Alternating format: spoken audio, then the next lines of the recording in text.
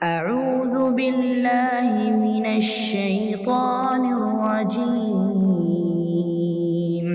بسم الله الرحمن الرحيم பிஸ்மில்லாஹிர் ரஹ்மானிர் ரஹீம் அல்ஹம்துலில்லாஹ் வஸ்ஸலாத்து வஸ்ஸலாமு அலா ரசூலில்லாஹ். அபூபக்கர் ரலியல்லாஹு அன்ஹுடைய மரணப்படுக்கையில் ஆயிஷா ரலியல்லாஹு அன்ஹாவிடம் சில கேள்விகளை கேட்டு அதற்கான பதிலை பெறுகிறாங்க இல்லையா? அந்த சம்பவத்தை நான் சொன்னேன். இப்போ உங்களோட ஒரு கேள்வி, அபூபக்கர் ரலியல்லாஹு அன்ஹு அதில் ஒரு கேள்வி கேட்குறாங்க, ரசூலுல்லாஹ் எந்த கிழமை இறந்தார்கள்? இந்த கேள்வி ஏன் அபூபக்கர் கேட்குறாங்க? அபூபக்கர் ரலியல்லாஹு அன்ஹு உயிரோடு இருந்த காலத்தில் தானே ரசூலுல்லாஹி ஸல்லல்லாஹு அலைஹி வஸல்லம் இறந்தாங்க. இப்போ இறந்த செய்தியும் அந்த நாளும் அபூபக்கருக்கு தெரியத்தானே செய்யும். ஆனால் ஏன் ஆயிஷாவிடம் அபூபக்கர் ரலியல்லாஹு அன்ஹு கேட்க வேண்டும்? எந்த கிழமையில் இறந்தார்கள்? எப்படி அபூபக்கர் ரலியல்லாஹு அன்ஹுக்கு மிக குறுகிய காலத்தில் அது மறந்துடுமா? ஏறத்தாழ ஒரு 2 வருடங்கள் அபூபக்கர் ரலியல்லாஹு அன்ஹு ரசூலுல்லாஹ்வுடைய மரணத்துக்கு பிறகு இருந்தாங்க. 2 வருடத்தில் மறந்துடுமா? அது வரைக்கும் அவர்களுக்கு தெரியாதா ரசூலுல்லாஹ் திங்கட்கிழமையில் தான் இறந்தார்கள் என்பது? இந்த கேள்விக்கு என்ன பதில் சொல்லுங்க. ஒரு தடவை கேட்டு உறுதிப்படுத்திக்கிறாங்களா? வேறு பதில்? ஏன் அவங்க மறந்துட்டோன்னு நினைக்கிறாங்களா? திங்கக்கிழமையா செவ்வாய்க்கிழமையான்னு அவங்களுக்கு ஒரு சந்தேகமா? அல்ல மரணப்படுக்கையில் இருக்கிறதுனால அவங்களுக்கு அந்த தடுமாற்றமா? கிழமை தெரியாமல் எப்படி இருந்திருப்பாங்க? சரியானதான்னு உறுதி செய்யறதுக்கு என்ன அவசியம் இருக்குது? உதாரணத்துக்கு எல்லாருக்கும் தெரிந்த ஒன்று தானே, ரசூலுல்லாஹி ஸல்லல்லாஹு அலைஹி வஸல்லம் மரணம் அது அறிவிக்கப்பட்டு சஹாபாக்கள் பலருக்கு தெரிஞ்சு ஒருத்தர் இன்னொருத்தட்ட சொல்லி பிறகு ரசூலுல்லாஹ் இறந்த ஆயிஷாவுடைய வீட்டுக்கு வந்து ஜனாசா தொழுகை வீட்டுக்குள்ளே தான் நடந்துச்சு. கொஞ்சம் பேர் போய் தொழுதுட்டு வந்தாங்க. அப்படி இருக்கும்போது இந்த கிழமையை இந்த அளவுக்கு கேட்க வேண்டிய தேவை என்ன வந்தது? இந்த செய்தியை கொண்டு வேற ஏதாவது கேட்க அபூபக்கர் நாடி இருக்கலாம் அப்படின்னு நினைக்கிறீங்களா? சரி, வேற பதில்? அந்த கிழமையை தெரிஞ்சுக்கணும் ஆவல், அதாவது தானும் அதே கிழமையில் இறக்க வேண்டும் அப்படிங்கிற எண்ணத்தினால, அந்த ஆசையினால அவங்க அந்த கிழமையை கேட்டாங்க. எந்த கிழமையில் இறந்தாங்கன்னு கேட்குறாங்க, இன்று எந்த கிழமைங்கிறாங்க. அப்போ இன்று திங்கக்கிழமை சொல்லும்போது இதே நாளில் தானும் இறக்கணும்னு விருப்பப்படுறாங்க, கஃனிட சொல்கிறாங்க. சரியா? ஆனால் அந்த கேள்வியின் நோக்கம் கிழமையை அந்த கிழமையை ஒட்டி ஏதாவது கஃனுடைய சட்டம். ஆமாம், அந்த கஃனுடைய சட்டம் 3 வெள்ளை பருத்தி துணியால் ஆடையை கொண்டு ரசூலுல்லாஹ் கஃனிடப்பட்டது. அதில் அவங்களுடைய சட்டையோ அல்லது தலைப்பாகையோ எதுவும் உடன் இருக்காது. இதுதான் சட்டம். இதை உறுதிப்படுத்திட்டாங்க. அப்புறம் தான் கிழமையை கேட்குறாங்க. வேறு ஏதாவது பதில் இருக்கா? மக்களுக்கு அறிவிக்கவா?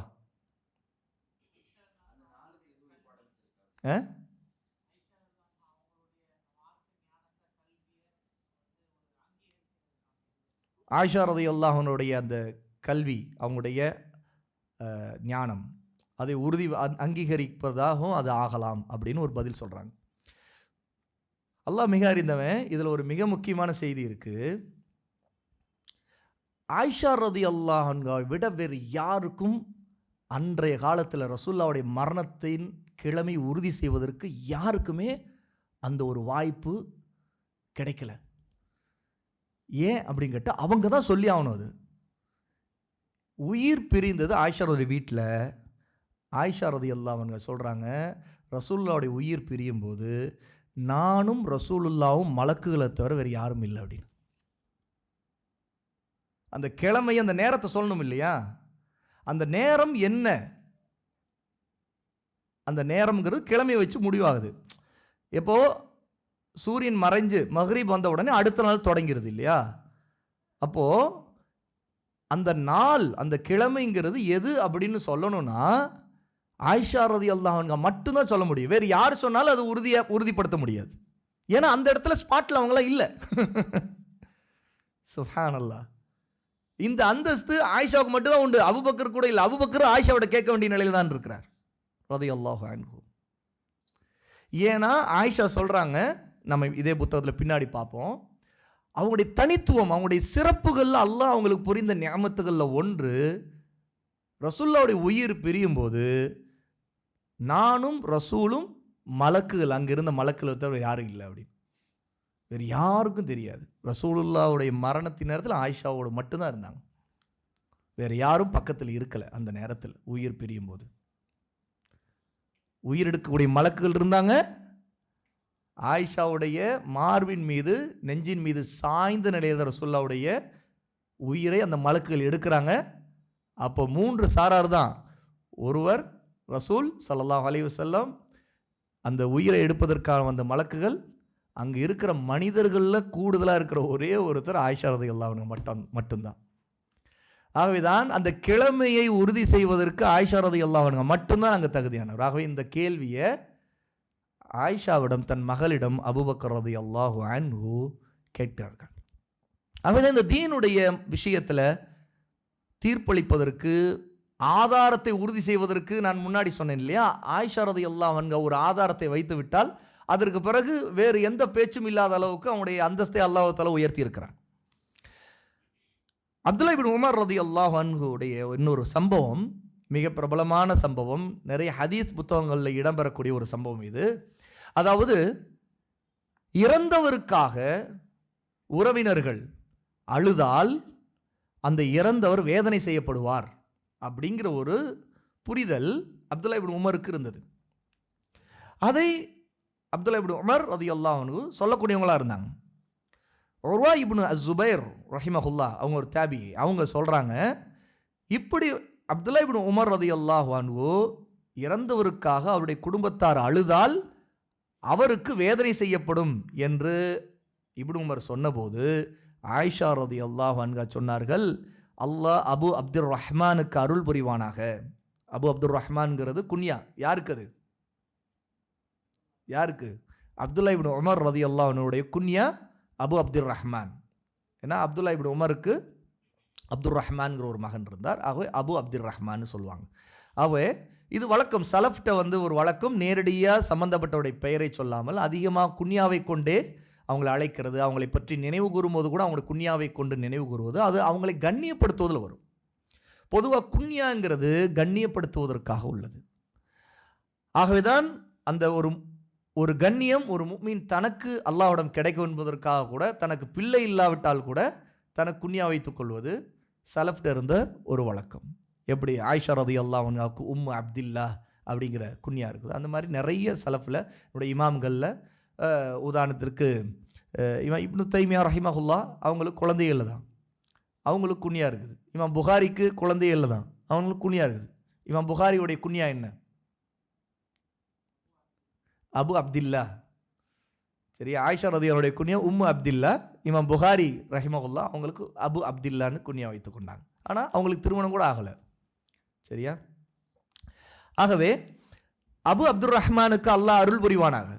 ஒரு துஆவோடையே இந்த பதிலை அவங்க ஒரு மறுப்பை வைக்கிறாங்க. ஒரு மறுப்பு ரத்து கொடுக்கும்போது அப்துல்லா இப்னு உமருக்கு இந்த இடத்துல அவங்க சொல்கிறது தவறு அப்படிங்கிறத குறிப்பிடுறதுக்கு ஆயிஷா ரலியல்லாஹு துஆவோடு சொல்கிறாங்க. அவர் ஒரு ஹதீஸை கேட்டிருக்கிறார், ஆனால் அதை அவர் நினைவில் சரியாக வைத்து கொள்ளவில்லை. ஒரு ஹதீஸை கேட்டிருக்காரு, அது சரியாக விளங்கலை, அது கரெக்டாக அவர் நினைவில் வைத்து கொள்ளலை. அல்லாஹ்வுடைய தூதர் ஸல்லல்லாஹு அலைஹி வஸல்லம் அவர்களை கடந்து ஒரு யூதனுடைய சடலம் மையத் போனது, அவருக்காக யூதர்கள் அழுதுகிட்டு இருந்தாங்க. அப்போது ரசூலுல்லாஹ் இப்படி சொன்னார்கள், நீங்கள் அழுது கொண்டிருக்கிறீர்கள், ஆனால் அதுவோ வேதனை செய்யப்படுகிறது. ஏன்னா அவன் ஒரு யூதன், ஒரு காஃபிர் இறந்து விட்டான், என்னதான் அந்த குடும்பத்தார் அழுதாலும் சரி அவனுக்கு வேதனை நடந்து கொண்டு தான் இருக்கு அப்படின்னு சொல்லிட்டு யூதர்களை பார்த்து ரசூலுல்லாஹ் சொன்னது, நீங்கள்லாம் அழுதுகிட்டு இருக்கீங்க, ஆனால் அவருக்கு வேதனை நடந்துக்கிட்டு தான் இருக்குது அப்படின்னு சொன்னாங்களே தவிர, இதனுடைய கருத்து இதுதானே தவிர ஒரு இறந்துவிட்ட ஒரு முஸ்லீம்காக குடும்பத்தார் அழுதால் அந்த முஸ்லீம் அதற்காக தண்டிக்கப்படுவார் அல்ல வேதனை செய்யப்படுவார் என்பது உண்மை அல்ல, ரசூலுல்லாஹ் அப்படி சொல்லவில்லை அப்படின்னு சொல்லிட்டு இந்த செய்தியுடைய சரியான விளக்கம் என்னங்கிறத ஆயிஷா ரலியல்லாஹு அன்ஹா தான் அதை இந்த உம்மத்துக்கு சொன்னாங்க. ஏன்னா அதுக்கு முன்னாடி வரைக்கும் அப்துல்லா இப்னு உமர் ரலியல்லாஹு அன்ஹு இந்த செய்தி இப்படி தான் சொல்லிட்டு இருந்தாங்க. அந்த ஹதீஸை, அதாவது இப்படி தான், இறந்தவருக்காக அவருக்காக அழுதால், குடும்பத்தார் அழுதால் அது வேதனை செய்யப்படும் அப்படிங்கிறத சொல்லிட்டு இருந்தாங்க. ஆனால் உண்மையான பின்னணி என்னன்னு கேட்டால், ஒரு யூதனுடைய மையத்து விஷயத்தில் ரசூலுல்லாஹ் சொன்னது என்னன்னா, அந்த குடும்பத்தார் அழுததை பார்த்துட்டு நீங்களாம் அழுதுகிட்டு இருக்கீங்க, ஆனால் அவருக்கோ வேதனை நடக்குது, ஏன்னா ஒரு காஃபிர் அப்படின்னு சொன்னாங்க. இதை மட்டும் சொல்லலை, கூடுதலாக ஆயிஷா ரலியல்லாஹு அன்ஹா இதற்கு பதிலையும் வேறு விதத்திலையும் கொடுத்தாங்க. இதை விளங்கணும்னா இன்னொரு பாயிண்ட்டை சேர்த்து சொல்கிறாங்க. எப்படின்னா, குர்ஆனிலிருந்து அல்லாஹுடைய ஆயத் 53வது சூராவுடைய 39வது ஆயா, வலைஸ லில் இன்சானி இல்லா மா சஆ. நபியே, ஒருவனுடைய பாவச்சுமையை மற்றொருவன் சுமக்க மாட்டான் என்பதை நீங்கள் அறிந்து கொள்ளுங்கள். எந்த மனிதனும் அவன் செய்ததை தவிர அவனுக்கு வேறு ஒன்றும் கிடைக்காது அப்படிங்கிறத அல்லாஹ் தஆலா அந்த ஆயத்தில் சொல்கிறான். அப்போது ஒருவர் செய்கிறாருன்னா அவருடைய பாவத்துக்கு அவர் தான் பொறுப்புதாரி, சரியா? ஆகவே அதற்காக மற்றவர்கள் தண்டிக்கப்பட மாட்டார். அப்போது குடும்பத்தார் அழுகிறாங்க அப்படிங்கிறதுக்காக எப்படி ஒரு மையத் தண்டிக்கப்படும்? ஆக விஷயம் வேறு. அங்கே யூதனுடைய விஷயத்தில் கூட அவன் ஒரு காஃபிராக இறந்ததுனால அவனுக்கு தண்டனை நடந்துக்கிட்டு இருக்குது. ஆனால் நீங்கள் என்ன அழுதாலும் அந்த தண்டனை நடக்க தான் செய்யும் அப்படிங்கிற பதில் அங்கே ஆயிஷா ரலியல்லாஹு சொல்லும்போது விஷயம் அதற்கு குர்ஆனிலிருந்தும் ஆதாரத்தை கொடுப்போம். ஆயிஷா ரலியல்லாஹுடைய வழக்கங்களில் ஒன்று, பல விஷயங்களுக்கு ஏதோ ஒரு பிரச்சனையை அணுகும்போது அதற்கு ஒரு மசாலா, ஒரு விவகாரத்துக்கு பதிலளிக்கும் போது குர்ஆனிலிருந்தும் ஹதீஸ்களிலிருந்தும் ரத்தை பதிலை அவர்கள் முன்வைப்பார்கள். ஆகவேதான் சிறந்த ரத்து என்பது குர்ஆன் சுன்னாவிலிருந்து வைக்கப்படுற ரத்து. அப்துல்லா இப்னு உமர் ரலியல்லாஹு அன்ஹு சொல்லி வந்த அந்த செய்திக்கு ஹதீஸுடைய விளக்கத்தை சரியாக முன்வைத்தது மட்டுமல்ல, குர்ஆனிலிருந்தும் ஒரு சரியான ஒரு லாஜிக்கலான தர்க்க ரீதியான பதிலையும் முன்வைக்கிறாங்க. ஏன்னா இறந்தவர் அவருக்கு இதுக்கு சம்மந்தம் இல்லை, அவர் இறந்து போயிட்டார். அப்படி இருக்கும்போது இவங்க அழுகிறாங்க, இவங்க ஏன் அழுதாங்களோ அதுக்காக அவருக்கு தண்டனைங்கிறது எப்படி நியாயமாக இருக்க முடியும்? அது நீதி இல்லையே. ஆகவே அல்லாஹ் இப்படி சொல்லியிருக்கிறான், ஆகவே அதற்கும் இதுக்கும் சம்மந்தம் இல்லை அப்படின்னு சொல்லிட்டு ஆயிஷா ரலியல்லாஹு அன்ஹா பதிலளித்தாங்க. இதே மாதிரி அப்துல்லா இப்னு உமர் ரலியல்லாஹு அன்ஹுடைய இன்னொரு ஒரு செய்தி இருக்குது. அவங்க ரசூல் ஸல்லல்லாஹு அலைஹி வஸல்லம் அவங்க 4 உம்ரா செய்திருக்கிறாங்க. அதில் ஒரு முறை ரஜப் மாதத்தில் செய்தாங்க அப்படின்ட்டு சொல்லிட்டு வந்தாங்க. யார்? இப்னு உமர்.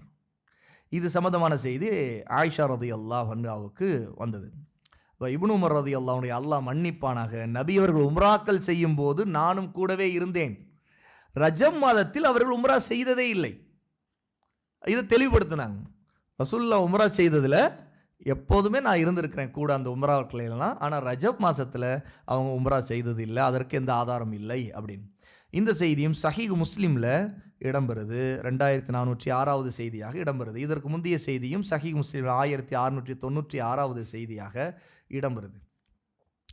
இன்னொரு செய்தி, அப்துல்லா இப்னு உமர் ரலியல்லாஹு அன்ஹு அவர்கள் ஹப்பாப் ரலியல்லாஹு அன்ஹு அவர்களோடு மதீனா மஸ்ஜிதில் பேசிக்கொண்டிருக்கும் போது ஒன்று நடக்குது.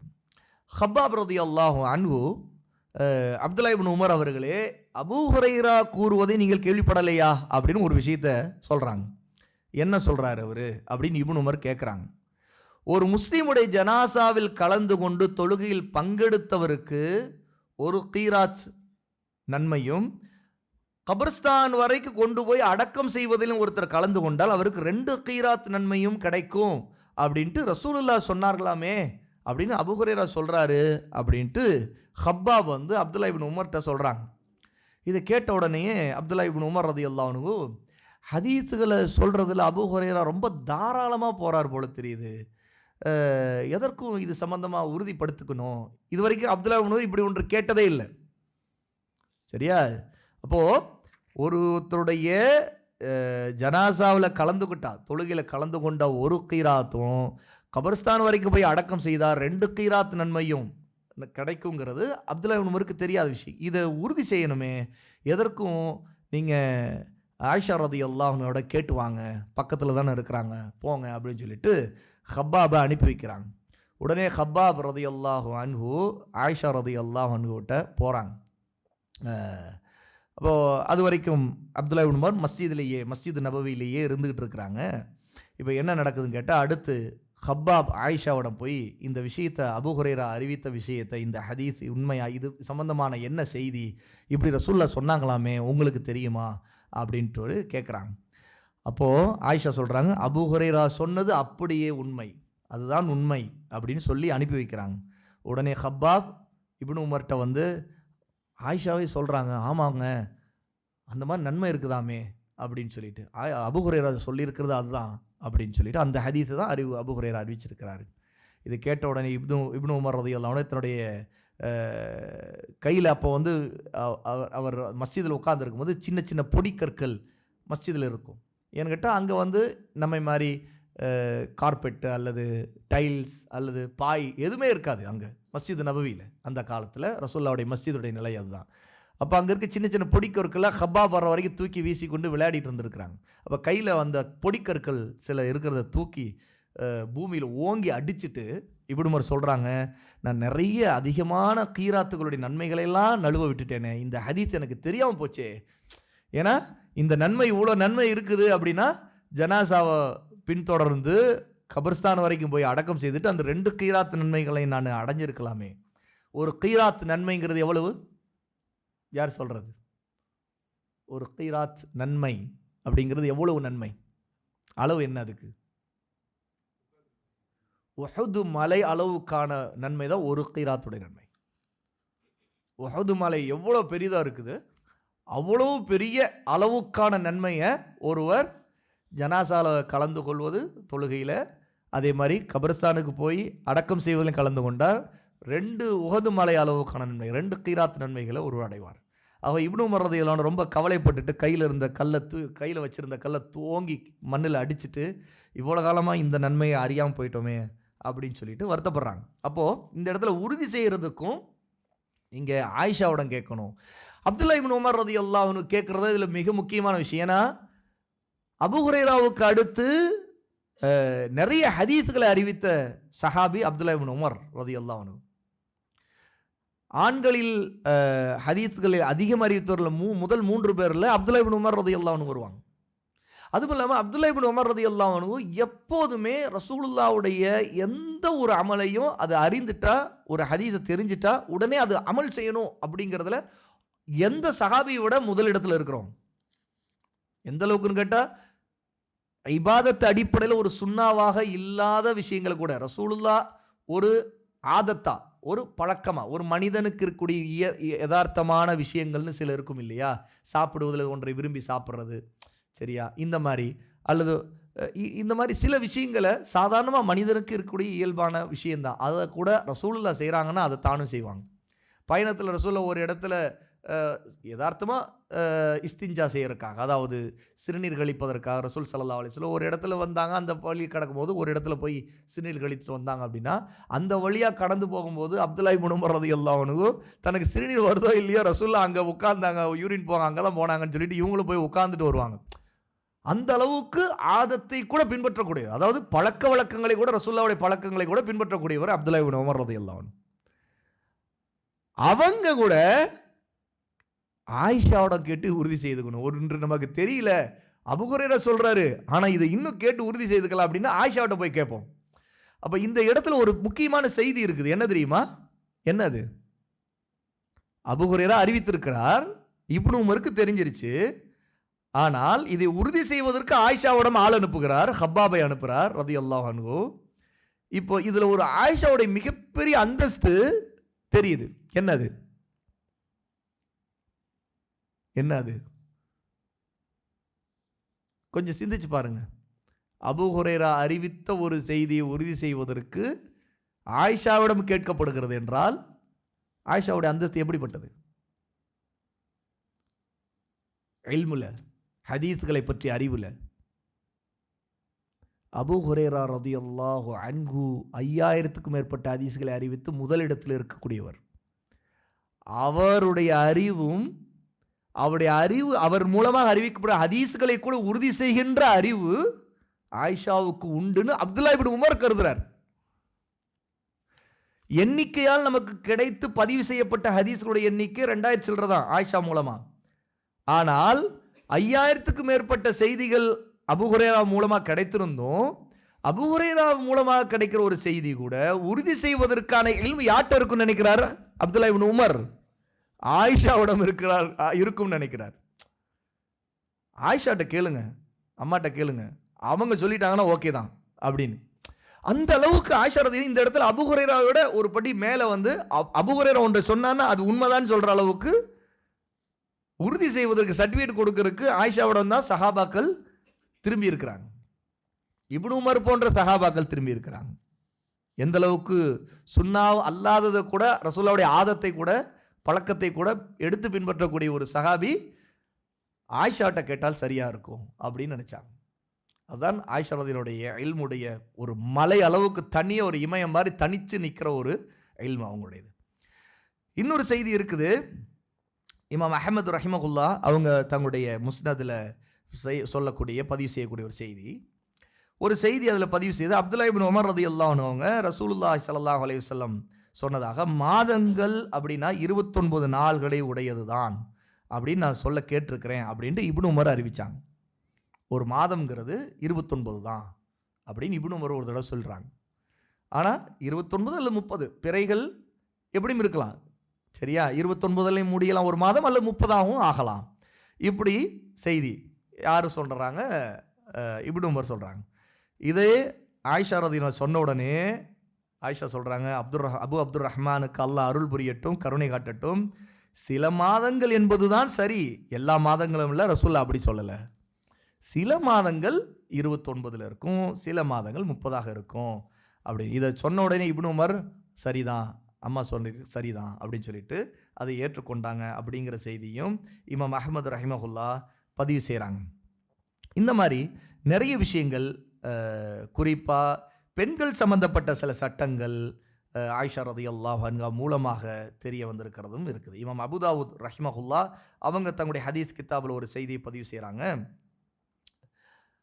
அப்துல்லா உடைய அதாவது அப்துல்லாவின் மகன் சாலிம் இப்னு அப்துல்லா அப்படிங்கிறவங்க இப்னு உமர் ரலியல்லாஹு அன்ஹு அவங்க மூலமாக ஒரு விஷயத்தை பதிவு செய்கிறாங்க. என்னென்னா, பெண்கள் ஹஜ்ஜின் போது காலுறைகளுடைய மேல் பாகத்தை கத்தரித்து விட வேண்டும் அப்படின்னு தீர்ப்பு வழங்கியிருந்தாங்க இப்னு உமர், சரியா? அதாவது அவங்க வந்து காலுறை சாக்ஸ் போடும்போது அந்த காலுறையை தோல் சாக்ஸாக இருந்தாலும் அதனுடைய மேல் பகுதியை கட் பண்ணிடணும் அப்படின்னு இப்னு உமர் ரலியல்லாஹு அன்ஹு அறிவித்திருந்தாங்க, சொல்லியிருந்தாங்க. அப்போ இந்த விஷயம் அபு உபைதாவுடைய மகள் சஃபியா அப்படிங்கிறவங்க என்ன செய்கிறாங்க, ஆயிஷா ரலியல்லாஹு அன்ஹாட்ட கேட்குறாங்க, பெண்கள் அப்படி செய்ய வேண்டியது இல்லையே அப்படின்னு சொல்லிட்டு ஆயிஷா ரலியல்லாஹு அன்ஹா இதை மறுக்கிறாங்க. ஆகவே இதை கேட்டுட்டு இப்னு உமர் ரலியல்லாஹு தான் சொன்னது தான் தவறு அப்படின்னு சொல்லிட்டு அதன் செய்தியை தான் சொன்ன தகவலை திருத்தி கொண்டாங்க அப்படிங்கிற செய்தியும் வருது. பெண்கள் சம்பந்தமாக ஹஜ்ஜின் போது அவங்க அணியக்கூடிய காலுறை சம்பந்தப்பட்ட சட்டத்தையும் ஆயிஷா ரலியல்லாஹு அன்ஹா அவங்க காலுறையை அந்த மேல் பகுதியை வெட்டி விட வேணுங்களா அவசியம் இல்லை, அப்படிலாம் சட்டம் இல்லை அப்படின்னு சொல்லிட்டு மறுத்தாங்கங்கிறது நம்ம பார்க்குறோம். இன்னும் பைஹக்கியில் ஒரு பெண் ஆயிஷா ரலியல்லாஹு அன்ஹா அவங்களோட வந்து ஹஜ்ஜு செய்யக்கூடிய பெண்களுக்கு ஏதாவது விசேஷ உடை கட்டுப்பாடுகள் ஏதாவது இருக்குதா? இப்போ ஆண்களுக்குன்னு இஹ்ராமுடைய ஆடை நம்ம பார்க்குறோம் இல்லையா, அந்த மாதிரி பெண்களுக்குன்னு ஏதாவது சட்டம் இருக்குதா அப்படின்னு கேட்குறாங்க. ஒரு பெண் வந்து கேட்குறாங்க. அப்போது முஸ்லீம் பெண்கள் ஹஜ்ஜு கடமைகள் நிறைவேற்றலாம், விசேஷமான உடைன்னு எதுவும் அவங்களுக்கு சொல்லப்படலை. ரசூல் ஸல்லல்லாஹு அலைஹி வஸல்லம் அப்படி எதுவும் சொல்லலை அப்படின்னு சட்டத்தை, இந்த தீர்ப்பை, இந்த ஃபத்வாவை ஆயிஷா ரலியல்லாஹு அன்ஹா அறிவிக்கிறாங்க, சொல்கிறாங்க. இந்த மாதிரியே இன்னொரு பிரபலமான சம்பவம் உமர் ரலியல்லாஹு அன்ஹு அவங்க சம்பந்தப்பட்ட சம்பவம். அதாவது உமர் ரலியல்லாஹு அன்ஹுவுக்கு ஆயிஷா ரலியல்லாஹு கொடுத்த ஒரு விளக்கம். இது எப்படிப்பட்ட ஒரு செய்தி அப்படின்னு கேட்டால், அன்சாரி மதீனாவாசிகளில் சிலர் என்ன குழுவாக ஒரு கூடி குளிப்பு கடமையாகிறதை பற்றி விவாதிக்கிறாங்க, ஒரு விஷயத்தை பற்றி பேசிக்கிட்டு இருக்கிறாங்க. அதை கணவனும் மனைவியும் சேரும்போது அவர்களுக்கு எப்போது குளிப்பு கடமையாகும், அவர்களுக்கு மத்தியில் இந்திரியம் வெளியானால் மட்டும்தான், அதாவது அப்போதும் குளிப்பு கடமையாயிருமா, அல்ல இந்திரியம் வெளியாகவில்லை என்றாலே அவங்க குளித்து தான் ஆகணுமா அப்படிங்கிற ஒரு கேள்வி வருது. அப்போ இந்த நேரத்தில் ஸைத் இப்னு சாபித் ரலியல்லாஹு அன்ஹு என்ன சொல்கிறாங்கன்னா, உங்களில் யாராவது தம் மனைவியரோடு சேர்ந்து ஈடுபட்டு இந்திரியம் வெளியாகுவதற்கு முன்பே அவர்கள் எழுந்து விட்டால் அவர் தன்னுடைய மர்மஸ்தானத்தை கழுவிவிட்டு தொழுகைக்கு ஒது செய்தால் போதும், குளிக்க வேண்டியதில்லை அப்படின்ட்டு ரசூலுல்லாஹ் சொன்னாங்க அப்படிங்கிற ஒரு சட்டத்தை சொல்கிறாங்க. இது ஸைத் இப்னு சாபித் ரலியல்லாஹு அன்ஹு அறிவிக்கிறாங்க இந்த செய்தியை. இதை கேட்ட உடனேயே ஒரு சஹாபி எழுந்து உமர் ரலியல்லாஹு அன்ஹு சொல்கிறாரு, இந்த மாதிரி சொல்லப்படுது, இது எப்படி சரியா, இது உண்மையா, என்ன இதோடைய சட்டம் என்ன? அதாவது இந்திரியம் வெளியாக இருக்கு முன்னாடியே அவர் எழுந்துட்டார் அப்படின்னா அவர் மர்மஸ்தானத்தை கழுவி கொண்டால் போதும், ஒது செய்தால் போதும், குளிக்க வேண்டியது இல்லைங்கிறாங்களே அப்படின்னு. அப்போ உமர் ரலியல்லாஹு அன்ஹு, நீங்களே இது சம்பந்தமான சட்டத்தை என்னிடம் கொண்டு வந்திருக்கீங்க, இப்போ இது சம்பந்தமான ரசூலுல்லாஹ்வுடைய கட்டளை என்னவென்று நம்ம கேட்கணும், தெரிஞ்சுக்கணும் அப்படின்னு சொல்லிட்டு என்ன செய்கிறாங்க, உடனே சஹாபாக்கள் சிலரை அழைச்சி இது சம்மந்தமாக நீங்கள் ஏதாவது ஹதீஸை கேட்டிருக்கிறீங்களா அப்படின்னு சொல்லிட்டு கேட்குறாங்க. அப்போ அந்த நேரத்தில் அலி ரலியல்லாஹு அன்ஹு இருக்கிறாங்க, முஆத் இப்னு ஜபல் ரலியல்லாஹு அன்ஹு, இன்னும் சில சஹாபாக்களும் அந்த இடத்துல கூடியிருக்கிறாங்க. உமர் கேட்குறாங்க, இதோடைய சட்டம் என்ன, குளிப்பு கடமையா இல்லையா, அப்படி குஸ்லு கட்டாயமா இல்லையான்னு. அப்போ ஸைத் இப்னு சாபித் ரலியல்லாஹு அன்ஹு அவங்களுடைய இந்த செய்தி இதை கேட்ட உடனே உமர் சொல்கிறாங்க, என்ன இப்படி ஒரு தவறான, உங்களுக்கு நீங்களே தவறு இழைச்சிட்டு அநியாயம் பண்ணுற மாதிரி, உங்களுக்கு நீங்களே ஒரு பாவம் செய்கிற மாதிரி ஒரு சட்டத்தை சொல்கிறீங்களா, இப்படி நீங்கள் சொல்லலாமா, இது எப்படி நீங்கள் சொன்னீங்க அப்படின்னு சொல்லிட்டு ஸைத் இப்னு சாபித் உமர் கேட்குறாங்க. அப்போது அவங்க சொல்கிறாங்க, இதை என்னுடைய சுய விருப்பத்தில் நானாக சொல்லலை, என்னுடைய சிறிய தந்தைகளாகிய ரிபா இப்னு ஆமீர், அபு அய்யூப் அல் அன்சாரி இவங்களெல்லாம் கேட்டிருக்கிறேன். அப்போ அவங்க ரசூலுல்லாஹ்விடம் இருந்து தான் இதை சொல்லியிருப்பாங்க இல்லையா, அப்படிங்கும்போது அதைத்தான் நான் சொன்னேன், என்னுடைய விருப்பத்தின்படி என்னுடைய ஆய்வுப்படிலாம் நான் சொல்லலை அப்படிங்கிறாங்க. அப்போது சஹாபாக்கள்கிட்ட, அங்கே இருந்த சஹாபாக்கள்கிட்ட உமர் கேட்குறாங்க, இதுக்கு என்ன முடிவு சொல்கிறீங்க அப்படின்னு. அப்போ அந்த நேரத்தில் இது சரியா தவறாங்கிறது உறுதிப்படுத்தணும்னா அப்போ நமக்கு இருக்கிற ஒரே வழி தான் இருக்குது. என்ன அப்படின்னு கேட்டால், அலி ரலியல்லாஹு அன்ஹு சொல்கிறாங்க, இது ரசூலுல்லாஹ்வுடைய மனைவி ஆயிஷா ரலியல்லாஹு அன்ஹாவும் நம்ம கேட்கலாம், ரசூலுல்லாஹ்வுடைய மனைவிமார்கள்ட்ட கேட்கலாம், அப்படின்னா உங்களுடைய மகளிடமும் நீங்கள் கேட்கலாம். அப்போ ஹப்சாவிடமும் ஆயிஷாவிடமும் இது சம்பந்தமான சட்டம் என்னங்கிறத கேட்டு தெரிஞ்சுக்க வேண்டியது தான். அப்போ உமர் ரலியல்லாஹு அன்ஹு இப்படி ஒரு முரண்பட்ட நிலை வரும்போது, அல்லாஹ்வுடைய அடியார்களே, நீங்கள் பலரும் அங்கே உட்கார்ந்துருக்கிறவங்கள மூத்த சஹாபாக்கள், எப்படின்னா பத்ரில் கலந்து கொண்ட சஹாபாக்கள், முஹாஜிர்களாக அன்சாரிகளாக இருக்கிறாங்க, முன்னாடி இருக்கிற சஹாபாக்களில் பத்ரில் கலந்து கொண்டவங்க நீங்கள்லாம். இப்போ அதில் சிலர் சரிங்கிறாங்க, சிலர் தவறுங்கிறாங்க, ரெண்டு விதமான கருத்தும் அங்கே இருக்குது. உமர் ஆலோசனை செய்து சட்டத்தை கேட்கும்போது, அப்போ நீங்களாம் பத்ரில் கலந்து கொண்டவங்க, நீங்களே இப்படி ஒருத்தருக்கு ஒருத்தர் மாறுபட்ட கருத்து சொன்னீங்கன்னா என்ன முடிவு எடுக்கிறது அப்படிங்கும்போது தான் அலி சொல்கிறாங்க, அப்போ இது விஷயமா ஒரு நல்ல முடிவு எடுக்கணும், ரசூலுல்லாஹ்வுடைய மனைவிகள்கிட்ட தான் கேட்டாகணும் அப்படின்னு. அப்போ உமர் ரலியல்லாஹு அன்ஹு அவர்கள் முதல்ல என்ன செய்கிறாங்க, தன்னுடைய மகள் அப்சாட்ட அனுப்பி வைக்கிறாங்க, ஆள் அனுப்புகிறாங்க, இது சம்மந்தமாக என்ன சட்டம் அப்படின்னு. அப்போது ஹப்சா ரலியல்லாஹு அன்ஹா என்ன சொல்கிறாங்க, இது சம்மந்தமான இல்மு எனக்கு இல்லை அப்படின்னு ஒரே பதில் சொல்லி அனுப்பிச்சிடுறாங்க. அதற்கு அடுத்து யார், ஆயிஷா ரலியல்லாஹு அன்ஹாவோட தான் ஆள் அனுப்புன்னு சொல்லிட்டு உடனே ஆயிஷா ரலியல்லாஹு ஆள் அனுப்புகிறாங்க. இந்த மாதிரி ஒருவருக்கு கணவன் மனைவி அவங்க சேரும்போது இந்திரியம் வெளியாருக்கு முன்னாடியே அவங்க எழுந்துட்டாங்க, பிரிஞ்சிட்டாங்க அப்படின்னா அவங்க ரெண்டு பேரும் குளிக்க வேண்டுமா இல்லையா, இது சட்டம் என்ன, அதில் ஒது செய்தாலே போதுமானதா, மறைவிடத்தை கழுவிட்டு அப்படின்னு. அப்போது ஆயிஷா ரலியல்லாஹு அன்ஹா சொல்கிறாங்க, பெண் உறுப்பினுள்ள ஆண் உறுப்பு சென்று விட்டால் குளிப்பு கட்டாயமாகிவிடும், வாஜிபாகிவிடும், அதாவது குஸ்லு கட்டாயம், இதுதான் ரசூல் ஸல்லல்லாஹு அலைஹி வஸல்லம் சொல்லி இருக்கிற சட்டம் அப்படின்னு சொல்லிட்டு ஆயிஷா ரலியல்லாஹு அன்ஹா இந்த பதிலை சொல்லி அனுப்ப பிறகு உமர் ரலியல்லாஹு அன்ஹு, இதற்கு பிறகு மாற்றமான கருத்தை யாராவது இது விஷயத்தில் சொன்னால் அவ்வளோதான், அவங்க வாங்குவாங்க அப்படின்றாங்க. உமர் ரலியல்லாஹு அன்ஹு அவங்க துன்பப்படுவாங்க, தண்டிப்பேன் நான், இனிமேல் வேறு யாரும் இதில் வேறு கருத்தே சொல்லக்கூடாது. ஆயிஷா சொல்லிட்டாங்க, இதுதான் அதுக்கு பதில். அப்போது கணவன் மனைவி இணைஞ்சிட்டாங்க அப்படின்னாலே அப்போ குளிப்பு கடமையாயிரும், இதுதான் அதற்கான சட்டம். இந்திரியம் வெளியேறினாலும் சரி வெளியேறாவிட்டாலும் குஸ்லு கடமை, இதுதான் அதனுடைய சட்டம் அப்படின்னு சொல்லிட்டு உமர் ரலியல்லாஹு அன்ஹு இதுதான் சட்டங்கிறது அனௌன்ஸ் பண்ணுறாங்க. இனிமேல் இதுக்கு மாற்றமான கருத்து வேறு யாரும் சொல்லக்கூடாது அப்படின்னு சொல்லிட்டு, அப்படி இருந்தால் அவங்கள தண்டிப்பேங்கிறாங்க. அப்போ இந்த செய்தியும் ரொம்ப பிரபலமாக புகாரி முஸ்லீமில் இடம்பெறக்கூடிய ஒரு செய்தியாக இதை நம்ம பார்க்குறோம். அப்போது எந்த அளவுக்கு, ஏன்னா இதுக்கான ஹதீஸ்களும் வேறு ஹதீஸ்கள் புகாரியில் 291 ஹதீஸ், முஸ்லீமில் 348 ஹதீஸ் இடம்பெறுது. இத ஜலச பைன ஷுஐபிஹல் அர்பா சும்ம ஜஹதஹா ஃபகது வஜபல் குஸ்ல். அதாவது ஒருவர் தமது மனைவியின் 4 கிளைகளுக்கு இடையில், அதாவது 2 கால்கள் 2 கைகளுக்கு நடுவில் உட்கார்ந்த பிறகு, அவர்கள் சேர்ந்த பிறகு, அப்போது அவர் மீது குளிப்பு கட்டாயமாகிவிடும் அப்படிங்கிற ஹதீஸை அபூ ஹுரைரா ரலியல்லாஹு அன்ஹு உள்ள ஹதீஸு புகாரியில் இடம்பெறுது. அப்போ இந்த மாதிரியான பல விஷயங்கள் ஆயிஷா ரலியல்லாஹு அன்ஹா மூலமாக உறுதி செய்யப்பட்டிருக்கிறதும் இந்த மஸ்அலாவும் அதில் ஒன்றுங்கிறத நாம் இங்கே பார்க்குறோம். ஆக ஃபத்வா அளிக்கிறதுல அவங்களுடைய தனித்துவத்தை நாம் இந்த ஆதாரங்கள் மூலமாக தெரிந்து கொள்கிறோம். இன்னும் நிறைய சஹாபாக்கள் பல கேள்விகளோடு அவங்கள்ட்ட வரும்போதெல்லாம் ஆயிஷா ரலியல்லாஹு அன்ஹா மார்க்க தீர்ப்பை வழங்கியிருந்திருக்கிறாங்க.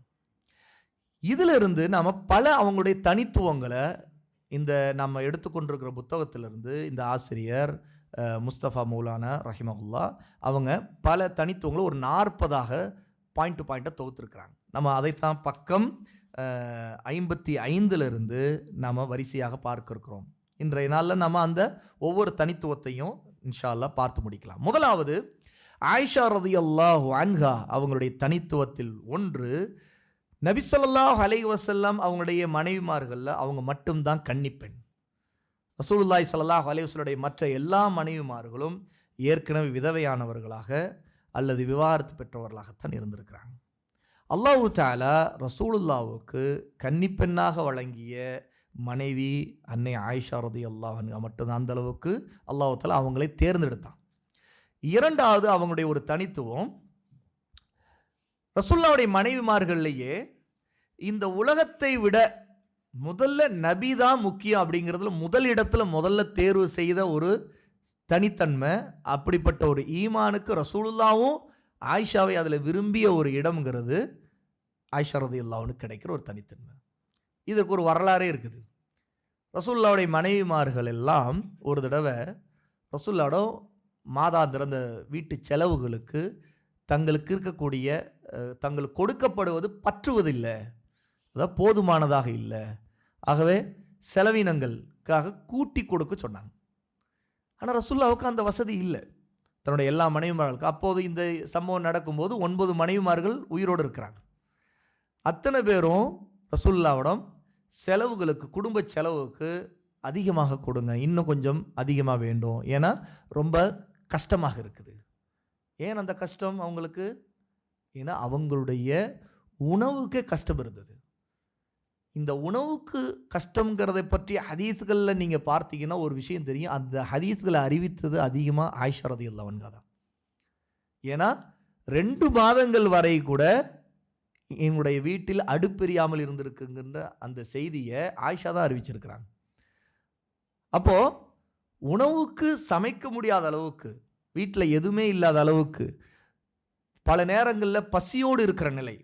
ஆயிஷாவோட இந்த மாதிரி சொல்லும்போது தாபி கேட்குறாங்க, அம்மா அப்படின்னா நீங்கள் முஃமின்களின் அன்னையே, நீங்கள் என்ன தான் சாப்பிட்டீங்க, எப்படி தான் உயிர் வாழ்ந்தீங்க அப்படின்னு. அப்போ ஆயிஷா சொன்னாங்க 2 கருப்பு அப்படின்னா. 2 கருப்புனா தண்ணீரும் என்ன பேரிச்சம்பழம். அப்போது இதுதான் பேரிச்சம்பழங்களில் சில பழங்களை இருக்கிறத கொண்டு சாப்பிட்டுட்டு தண்ணீரை குடித்து கொள்வோம், இப்படியே நாங்கள் வாழ்ந்துருக்கிறோம் அப்படிங்கிறாங்க.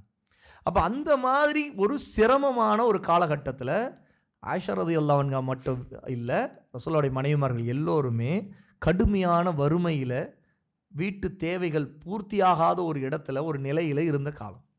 அப்போ என்ன செய்கிறாங்க, ரசூலுல்லாஹ்விடம் வாழ்க்கை செலவுகளுக்கு ரசூலுல்லாஹ் கொடுத்துக்கிட்டு தான் இருக்கிறாங்க, அது போதலை. ஆகவே கூடுதலாக கேட்கணுங்கிறதுக்காக எல்லாரும் சேர்ந்து ரசூலுல்லாஹ்விடம் இதுக்காக பேசினாங்க. பேசும்போது ரசூலுல்லாஹ் தன்னால் அது முடியலைங்கிறனாலையும், தன்னுடைய மனைவிமார்கள் இப்படி திரும்ப திரும்ப அந்த விஷயத்தை கேட்கறதுனாலையும், ரசூலுல்லாஹ் அத்தனை மனைவிமார்களை விட்டும் 1 மாதம் யாரிடமும் நான் உங்களிடம் வரமாட்டேன்னு சொல்லிட்டு தனித்து வேறு ஒரு இடத்துல ஒரு பரண் அமைச்சு உட்காந்துட்டாங்க.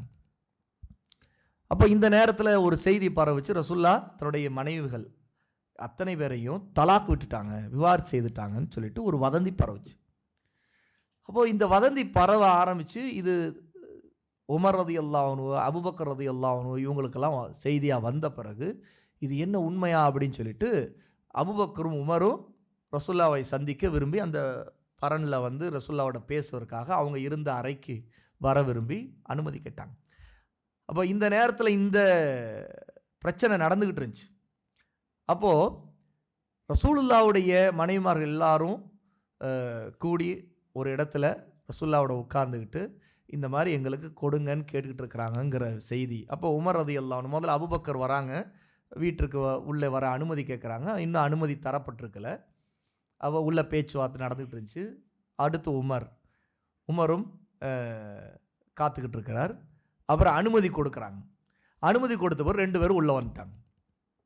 அப்போ இது சம்மந்தமாக முதல்லையே வந்து அபூபக்கரும் உமரும் தன்னுடைய பிள்ளைகள் தானே, மகள்கள் ஆயிஷாவிடமும் ஹப்சாவிடமும் போய் கேட்குறாங்க, என்ன ரசூலுல்லாஹ் உங்களை தலாக் விட்டுட்டாரா அப்படின்னு.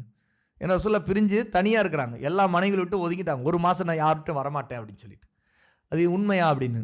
அப்போது ரசூலுல்லாஹ்வுடைய மனைவிமார்கள் அபூபக்கருடைய மகள் ஆயிஷாவும் சரி, உமருடைய மகள் ஹப்சா ரலியல்லாஹு அன்ஹா அவங்களும் சரி, எங்களுக்கும் தெரியல ரசூலுல்லாஹ் தலாக் விட்டுட்டாங்களா இல்லையான்னு, ஏன்னா எங்கள்கிட்ட யார்ட்டையும் வர்றதில்லை ரசூலுல்லாஹ் அப்படின்னு சொல்கிறாங்க. ஆயிஷா ரலியல்லாஹு அன்ஹா ரசூலுல்லாஹ் எத்தனை நாளாக இன்னும் வரலைன்னு போட்டு ஒவ்வொரு அடையாளம் போட்டுக்கிட்டு இருக்கிறாங்க. வரலைங்கிறத கணக்கிட்டு கொண்டே வராங்க. இப்படியே 1 மாதம் பூர்த்தி ஆகிற நிலை வந்துடுது. அப்போ இந்த ஒரு காலகட்டத்தில் தான் இந்த சம்பவம் நடக்குது. அப்போது ரசூலுல்லாவோடு எல்லா மனைவிமாரும் இருக்கிற ஒரு நேரத்தில் வீட்டுக்குள்ளே அனுமதி கேட்டு அபூபக்கர் உமரும் வந்துடுறாங்க. வந்த பிறகு என்ன அப்படின்னு விஷயத்தை கேட்குறாங்க. அப்போது குடும்ப செலவுக்காக அதிகமாக கேட்குறாங்க, ஆனால் என்னால் கொடுக்க முடியல அப்படிங்க. இதுதான் பிரச்சனைன்னு தெரிஞ்சவனையே அப்போது உமர் சொல்கிறாங்க, யா ரசூலுல்லாஹ் உங்களுக்கு விஷயம் தெரியுமா, நான் இப்போ வரும்போது என்ன நடந்துச்சு அப்படின்னு. உமருடைய மனைவி யாருன்னு கேட்டால் அவங்களுடைய பெயர் சட்டை எனக்கு இப்போ ஞாபகம் வரல, ஜெயிதுடைய மகள் அப்படின்னு சொல்லுவாங்க. ஜெயிதுடைய மகள் வந்து இப்படித்தான் என்னிடம் வந்து செலவுக்கு பணம் இன்னும் வேணும்னு கேட்டால் நான் என்ன செய்தேன் தெரியுமா, கழுத்தை பிடிச்சேன் அப்படி. உமர் சொல்கிறாங்க, நான் இன்னுமா நீ கேட்டுட்டு இருக்க அப்படின்னு சொல்லிட்டு கழுத்தை பிடிச்சி இப்படி பிடிச்சி விட்டுட்டு அமுக்கிட்டு தான் வந்தேன் இப்போ நான் அப்படின்னு. அங்கே எல்லாரும் கேட்டுக்கிட்டு இருக்கிறாங்க. இதை கேட்டவுடனே ரசூல் ஸல்லல்லாஹு கடைவாய்ப்பற்கள் தெரிய அளவுக்கு சிரித்தாங்களாம். ரசூலா ரொம்ப ஒரு அமைதியாக ஒரு சோகமாக இப்படி எல்லா மனைவிமாரெலாம் இப்படி கேட்டுக்கிட்டு இருக்கிறாங்க, அவங்களுக்கு நம்மளால் கொடுக்க முடியலையே அப்படின்னு சொல்லி உட்காந்துருக்கும் போது உமர் சொல்கிறாங்க, இதுதான் விஷயமா, இப்படி தான் என் பொண்டாட்டி வந்து கேட்டுக்கிட்டு இருக்கிறா, இப்போ வரும்போது என்ன நினச்சி தெரியுமா ரசூலா, கழுத்தை பிடிச்சி தான் வந்தேன், இன்னும் இந்த வாய் திறந்துடாத அப்படின்னு சொல்லிட்டு உடனே ரசூலா வந்து சிரிக்கிறாங்க. அவங்களோட கடைவாய்ப்பார்கள்லாம் தெரிய அளவுக்கு சிரிக்கிறாங்க. அப்போது உடனே இப்போது என்னை சுற்றி இருக்கிறவங்க நின்றுட்டு இருக்கிறாங்களே இவங்களாம் அதைத்தான் கேட்குறாங்க, உங்கள் பொண்டாட்டி கேட்ட மாதிரி தான் என் பொண்டாட்டிகளை எல்லோரும் கேட்டுக்கிட்டு இருக்கிறாங்க அப்படின்னு சொல்லிட்டு சொல்கிறாங்க. உடனே அபூபக்கர் அங்கே இருக்காங்க, உடனே ஆயிஷாவை அடிக்க போகிறாங்க. ரசூலுல்லாவுக்கு இப்படி கஷ்டத்தை கொடுக்குறீங்களா அப்படின்னு சொல்லிட்டு ஆயிஷாவை கை ஓங்கி அடிக்க போகிறாங்க. உடனே ரசூல் ஸல்லல்லாஹு தடுக்கிறாங்க. அதே மாதிரி உமரும் ஹப்சாவை அடிக்க போகிறாங்க. இந்த மாதிரி ரசூல்லாவுக்கு தொந்தரவு கொடுத்துட்டு இப்படி கஷ்டப்படுத்துறீங்களா ரசூல்லாவை, உங்களுக்கு தெரியாதா ரசூல்லாவுடைய வாழ்க்கை நிலவரம் என்னன்னு தெரியாதா, அவங்களுடைய பொருளாதார நிலையெல்லாம் உங்களுக்கு தெரியாதா, தெரிஞ்சும் நீங்கள் வந்து இப்படி எங்களுக்கு கொடுங்க அத்தனை பேரும் எல்லாம் கூட்டு சேர்ந்துக்கிட்டு ஒன்றா நின்றுக்கிட்டு ரசூல்லா எங்களுக்கு கொடுத்து தான் ஆகணும்னு சொல்லிட்டு நிற்கிறீங்கன்னா அப்போ உங்களை என்ன பண்ணுறது அப்படின்னு சொல்லிட்டு அபூபக்கர் கோபத்தில் ஆயிஷாவை அடிக்க போகிறாங்க, உமர் வந்து ஹப்சாவை அடிக்க போகிறாங்க. அப்போ ரசூல் ஸல்லல்லாஹு அலைஹி வஸல்லம் இவங்களெல்லாம் தடுக்கிறாங்க, இல்லை வேணாம் அவங்கள ஒன்றும் செய்யாதீங்க அப்படின்னு சொல்லி ரசூல் ஸல்லல்லாஹு அலைஹி வஸல்லம் தடுக்க போகிறாங்க. உடனே அந்த ரசூல்லாவுடைய மனைவிமார்கள் நம்முடைய அம்மாக்கள் எல்லாரும் இல்லை நாங்கள் இனிமேல் ரசூல்லாட்ட எதையும் நாங்கள் கேட்டு இந்த மாதிரி துன்பப்படுத்த மாட்டோம், கஷ்டப்படுத்த மாட்டோம் அப்படின்னு சொல்லிட்டு உடனே பதில் சொல்கிறாங்க. இப்போ அந்த நேரத்தில் இறங்கிய ஆயா சூரா அஹ்ஸாபுடைய 33வது சூறாவுடைய 28, 29 2 ஆயத்துக்களை அல்லாஹ் சுப்ஹானஹு வ தஆலா இறக்குறார். யா அய்யுஹன் நபிய்யு குல் லி அஸ்வாஜிக இன் குன்துன்ன துரித்னல் ஹயாத்தத் துன்யா வ ஸீனதஹா ஃபதஆலைன் உமத்திஅகுன்ன வ யுஸர்ரிஹ்குன்ன ஸராஹன் ஜமீலா. நபியே, உங்களுடைய மனைவிகளுக்கு நீங்கள் சொல்லிவிடுங்கள், நீங்கள் இந்த உலக வாழ்க்கையும் அதனுடைய அலங்காரத்தையும் தான் நீங்கள் நாடுகிறீர்கள் என்றால் வாருங்கள், உங்களுக்கு என்ன கேட்கிறீர்களோ அதை நான் உங்களுக்கு கொடுத்து விடுகிறேன். உங்களை நல்ல முறையில் உங்களை விடுதலை செய்து விடுகிறேன். அதாவது திருமண பந்தத்தை விட்டு உங்களை தலாக் விட்டு நான் உங்களுக்கு கொடுக்கறத கொடுத்து உங்களை அனுப்பி விடுகிறேன். உங்களுக்கு இதுதான் இந்த உலகம் தான் வேணும்னு அப்படின்னா நீங்கள் திரும்பிடுங்க. وَإِن كُنتُنَّ تُرِدْنَ اللَّهَ وَرَسُولَهُ وَالدَّارَ الْآخِرَةَ فَإِنَّ اللَّهَ أَعَدَّ لِلْمُحْسِنَاتِ مِنْكُنَّ أَجْرًا عَظِيمًا. அல்லாஹ் தஆலா சொல்றான், இதை விட்டுட்டு நீங்கள் அல்லாஹ்வையும் அவனுடைய ரசூலையும் இன்னும் மறுமையின் வீடு சொர்க்கத்தையும் தான் நீங்கள் நாடுகிறீர்கள், அதுதான் உங்களுக்கு தேவை என்று இருந்தால், அப்போது நிச்சயமாக அல்லாஹ் உங்களில் நன்மை செய்யக்கூடிய மஹ்சீன்களாக இருக்கக்கூடிய இஹ்சானோடு இருக்கக்கூடிய பெண்களுக்கு அல்லாஹ் தஆலா மகத்தான கூலியை தயார் செய்து வைத்திருக்கிறான் அப்படிங்கிற 2 ஆயத்து அதே நேரத்தில் இறங்குது. இந்த 2 ஆயத்து இறங்கிய உடனே ரசூல் ஸல்லல்லாஹு அலைஹி வஸல்லம் இந்த ஆயத்தை ஓதி காட்டணும் இல்லையா? இப்போ இந்த ஆயத்தை ஓதி காட்டும் போது ரசூல் ஸல்லல்லாஹு அலைஹி வஸல்லம் அங்கே இருக்கிற எல்லா மனைவிமார்கள் அங்கே இருந்தும் கூட முதலாவதாக இந்த ஆயத்தை, இந்த 2 ஆயத்துக்களை ரசூல் ஸல்லல்லாஹு ஆயிஷாவோட தான் ஓதி காட்டுறாங்க. ஏன்னா அவங்க பிரிஞ்சு போகலாம் அல்லது இருக்கலாம், இந்த தேர்வு செய்கிற உரிமை தான் அல்லாஹ் தஆலா இங்கே இந்த ஆயத்தில் கொடுக்குறான். அப்போ உங்களுக்கு இந்த துன்யா வேணும்னா இந்த நம்முடைய நபி என்ன செய்வார், உங்களுக்கு ஒரு குறிப்பிட்ட தொகையை கொடுத்துட்டு உங்களை தலாக்கு விட்டு நீங்கள் இனி உங்கள் வழியை பார்த்துட்டு போங்க, இவரோட நீங்கள் இருக்க வேண்டியது இல்லை அப்படின்னு சொல்லிட்டு உங்களை தலாக் கொடுத்து விலகிடுவார். சரியா? இல்லை உங்களுக்கு அல்லாஹ்வும் ரசூலும் சொர்க்கமும் மறுமையின் வீடும் அதுதான் உங்களுக்கு முக்கியம், அதை தான் நீங்கள் நாடுறீங்க அப்படின்னா இப்படியே நீங்கள் இருந்து கொண்டு இஹ்சானோடு இருங்க, அல்லாஹ் தஆலா இப்படி இருக்கிறவர்களுக்கான கூலி வீணாக்க மாட்டான், உங்களுக்கு சிறந்த கூலியை மறுமையில் தருவான் அப்படிங்கிற ஆயத்து. அப்போ ஆயத்தில் அல்லாஹ் சொல்கிற இந்த தேர்வு செய்கிற உரிமை இருக்குது இல்லையா? இந்த தேர்வு செய்கிற உரிமையில் ரசூல் ஸல்லல்லாஹு அலைஹி வஸல்லம் இந்த ஆயத்தை முதல்ல ஆயிஷாட்ட ஓதுறாங்க. ஏன் அப்படின்னு கேட்டால், இங்கே விஷயம் என்னன்னு கேட்டால், ஆயிஷா ரலியல்லாஹு இதை சொல்கிறாங்க பாருங்கள். அல்லாஹ்வுடைய தூதர் ஸல்லல்லாஹு அலைஹி வஸல்லமுடைய மனைவிகளுக்கு அல்லாஹ் தஆலா விரும்பினா இருக்கலாம் இல்லைனா போயிடலாம் அப்படின்னு இந்த தேர்வு செய்கிற உரிமையை அளிக்க சொல்லி தன்னுடைய நபிக்கு கட்டளையிட்ட நேரத்தில் நபி ஸல்லல்லாஹு அலைஹி வஸல்லம் முதலில் என்னிடம் தான் வந்தார்கள். முதல்ல என் பக்கம் வந்து தான் இந்த ஆயத்தை ஓதிக்காரன், என்னிடம் தான் முதலாக இந்த ஆயத்தை சொன்னாங்க. அப்புறம் சொல்கிறாங்க, ஆயிஷாவே நான் உனக்கு ஒரு விஷயத்தை சொல்கிறேன். இதில் விஷயம் என்னன்னா, ஆயிஷா ரலியல்லாஹு அன்ஹா தன்னை விட்டு பிரிஞ்சிடக்கூடாதுன்ட்டு ரசூலுல்லாஹ் விரும்புகிறாங்க. அதுதான் ஆயிஷாவோட முதல்ல சொன்னது காரணம். ஏன்னா இந்த ஆயத்தை கேட்டுட்டு திடீர்னு வேறு மாதிரி ஒரு முடிவு எடுத்துட்டு, என்ன சரி ரசூலுல்லாவோட இருக்க வேணாம் அப்படி ஒரு முடிவுக்கு வந்து மற்ற மனைவிகள் எடுக்கிறதும் ஆயிஷா எடுக்கிறதுலையும் ஒரு வித்தியாசத்தை ரசூலுல்லாஹ் பார்க்குறாங்க, விரும்புகிறாங்க. என்னன்னா இந்த ஆயத்தை கேட்டுட்டு ஆயிஷாவும் சரி நீங்கள் எங்கள் தலா விட்டுருங்க, உங்களோட இவ்வளோ கஷ்டப்பட்டுலாம் எங்களால் வாழ முடியாது, இங்கே பசி பட்டியல் நாங்கள் ரொம்ப தவிச்சிக்கிட்டு இருக்கிறோம், நாங்கள் போயிடுறோம், நீங்கள் நல்லா இருங்க அப்படின்னு சொல்லிட்டு பேசாமல் ஆயிஷா நம்ம விட்டு பிரிஞ்சு போயிடுவாளோ அப்படிங்கிற எண்ணம் ரசூலுல்லாவுக்கு முதல்ல யார் பிரிஞ்சிடுவாங்களோ அப்படிங்கிறத பிரிய வேண்டாம் தடுக்கிறதுக்கு ஒருத்தர் வேணும்ல. முதல்ல யாரை தடுக்கலாம்? மற்ற மனைவிகள்கிட்ட போய் நீ போயிடாதமான்னு சொல்றதுக்கு முன்னாடி முதல்ல யார்கிட்ட போய் போயிடாத, என்னை விட்டு நீ போயிடாத அப்படின்னு சொல்லணும். ஆனால் அதை நேரடியாக சொல்லக்கூடாது. அதுதான் இங்கே விஷயம். அது நேரடியாக என்னை விட்டு நீ போயிடாத அப்படின்னு சொல்லாமல் ரசூலுல்லாஹ் ஒரு விஷயத்தை உணர்த்தணும். அது எப்படி ரசூலுல்லாஹ் செய்தாங்க அப்படிங்கிறத இங்கே ஆயிஷா ரலியல்லாஹு சொல்கிறாங்க. இந்த ஆயத்தை ரசூல் ஸல்லல்லாஹு அலைஹி வஸல்லம் ஆயிஷாட்ட ஓதி காட்டிட்டு, ஆயிஷா நான் உனக்கு ஒரு விஷயத்தை சொல்கிறேன், நீ கேட்டுக்க. இந்த ஆயத்தை ஓதி காட்டுறாங்க. அப்புறம் சொல்லிட்டு, நீ உன்னுடைய தாய் தந்தை அனுமதி கேட்கும் வரைக்கும் அவசரப்பட்டுறாத. என்ன அவங்க அனுமதிப்பாங்களா? அபூபக்கருடைய மனைவி உம்மு ரூமானு அனுமதிப்பாங்களா? ஆயிஷா இல்லைங்க அபு நான் அவரோட இருக்க முடியாது, நான் எனக்கு அவர் தலா கொடுத்துட்டோம், நான் இனிமேல் அவரோட வாழ மாட்டேன் அப்படின்னு சொல்லி அபூபக்கர்ட்ட சொன்னால் அபூபக்கர் ஏற்றுக்குவாரா? விடமாட்டார். அப்போது இந்த பக்கம் அபூபக்கருடைய சப்போர்ட்டும் அவருடைய மனைவி உம்மு ரூமாவுடைய சப்போர்ட்டும் ரசூலுல்லாவுக்கு இருக்கும். ஆயிஷா போயிடக்கூடாது அப்படிங்கிறக்கா ரசூல் ஸல்லல்லாஹு என்ன செய்தாங்களா, ஆயத்தை ஓதி காட்டிட்டு, நீயா முடிவு எடுத்துறாத, உங்கள் அத்தா அம்மாட்ட கொஞ்சம் கேளு, நீ அவங்ககிட்ட ஆலோசனை கேட்டு அவசரப்பட்டு நீ முடிவு எடுத்துறாத அப்படின்ட்டு ரசூல் ஸல்லல்லாஹு அலைஹி வஸல்லம் சொல்கிறாங்க. புகாரியில் இடம்பெறக்கூடிய இந்த செய்தி இடம்பெறுது. சரியா? அப்போது ஆயிஷா சொல்கிறாங்க, என்னுடைய பெற்றோர் நபி ஸல்லல்லாஹு அலைஹி வஸல்லம் அவர்களை பிரிந்து விடுபடி உத்தரவிட விட மாட்டாங்க.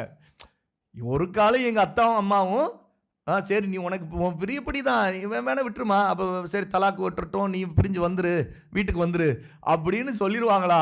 அதெல்லாம் ஒரு காலம் சொல்லவே மாட்டாங்க. ஆயிஷா ஆயிஷா சொல்கிறாங்க, என்னிடம் ரசூலுல்லாஹ் முதல்ல இந்த ஆயத்தை வந்துட்டு முதல்ல உங்கள் அத்தா அம்மாட்ட அனுமதி கேட்டு நீ அவசரப்பட்டு இந்த முடிவு எடுத்துறாரு அப்படின்னு சொல்கிறாங்க.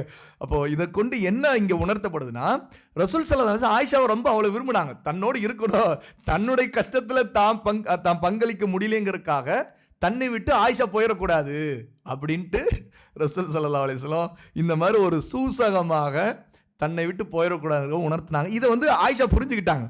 முதல்ல அந்த ஆயத்தை வந்து முதல்ல தனக்கு ஏன் சொல்கிறாங்க, சொல்லிட்டு அவசரப்பட்டுறாத, அவங்க அத்தா அம்மாட்ட கேளு அனுமதி, அவங்க கேட்காம நீ எந்த முடிவு எடுத்துறாத அப்படின்னு சொல்கிறாங்கங்கிறதையும் ஆயிஷா ரலியல்லாஹு அன்ஹா இதை வந்து ஒரு முக்கியமான ஒரு விஷயமா சொல்கிறேன். இந்த ஆயத்து இறங்கிய நேரத்தில் முதல்ல ரசூலுல்லாஹ் என்கிட்ட தான் சொன்னாங்க, சொல்லிட்டு இப்படி சொன்னாங்க அப்படின்னு. அப்போது ஆயிஷா என்ன பதில் சொல்கிறாங்க, இந்த விஷயத்தில் எங்கள் அத்தா அம்மாட்ட என்ன அனுமதி கேட்குறது, நான் அனுமதி கேட்கறதுக்குன்னு ஒரு விஷயமா இது, நான் அல்லாஹ்வையும் அவருடைய ரசூலையும் மறுமையின் வீடு சொர்க்கத்தையும் தான் நான் விரும்புகிறேன் அப்படின்னு உடனே நான் பதில் சொல்லிட்டேன் அப்படின்னு சொல்லி. அதாவது நான் உங்கள்கிட்ட தான் இருப்பேன், எவ்வளோதான் கஷ்டம் இருந்தாலும், என்னதான் பசி பட்டினி இருந்தாலும், நீ கொடுக்குற செலவினம் ரொம்ப கம்மி தான் அப்படின்னாலும் நான் உங்களை விட்டு போக மாட்டேன், இதில் எங்கள் அத்தா மாட்டெல்லாம் நான் கேட்கறதுக்குலாம் ஒன்றுமே இல்லை, அதனால் நான் உங்களோட தான் இருப்பேன் அப்படின்னு நான் அல்லாஹ்வையும் ரசூலையும் சொர்க்கத்தையும் தேர்ந்தெடுத்துட்டேன், அதைத்தான் நான் விரும்புகிறேன் அப்படின்னு சொல்லிட்டு நான் பதிலளித்தேன் அப்படின்னு சொல்லிட்டு ஆயிஷா சொல்கிறாங்க. இது புகாரில் 2468வது ஹதீஸாக, இன்னும் வேறு இடங்களிலும் 4785வது செய்தியாக, 86வது செய்தியாக இடம்பெறுது. அப்போ இதில் ஒரு முக்கியமான ஒரு விஷயம் நம்ம தெரிஞ்சுக்கிறோம். என்னென்னா, இதில் நிறைய ஃபிக்கு சட்டங்களும் எடுப்பாங்க. அதாவது கணவன் மனைவி பிரிவு இந்த மாதிரி சில விஷயங்கள் வரும்போது ஒரு பெண் ஞானத்தோடு முடிவெடுக்கணும்.